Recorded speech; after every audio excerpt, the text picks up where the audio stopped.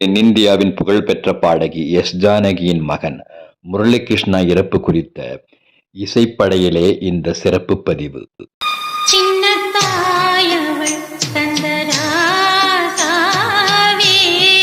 ஆந்திராவின் குண்டூரைச் சேர்ந்த எஸ். ஜானகி அவர்கள் தனது 20வது வயதில் இசைத்திறனுடன் சென்னைக்கு குடிபெயர்ந்தார்.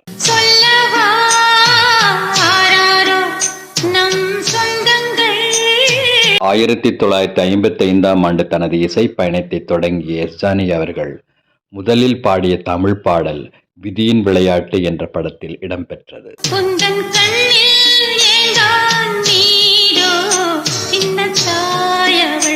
1959ஆம் ஆண்டு எஸ். ஜானகி அவர்கள் ராம் பிரசாத் என்பவரை திருமணம் புரிந்தார்.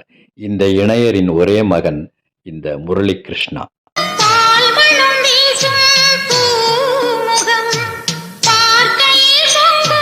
ஈடு இணையில்லாத தனிப்பெரும் பாடகியாக இந்திய மொழிகள் அனைத்திலும் வெற்றி வலம் வந்தவர் எஸ். ஜானகி அவர்கள்.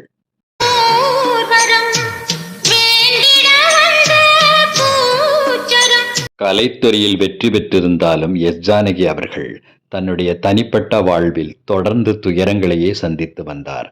1997ஆம் ஆண்டு தனது துணையை இழந்தார் எஸ். ஜானகி அவர்கள்.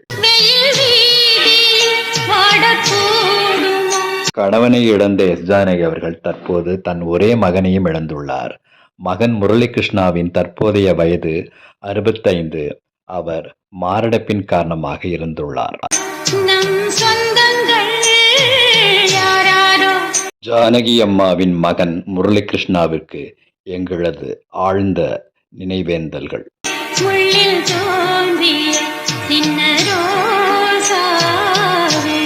இதுபோன்ற பதிவிற்கு தொடர்ந்து இணைந்திருங்கள் என் காணொளிகளோடு.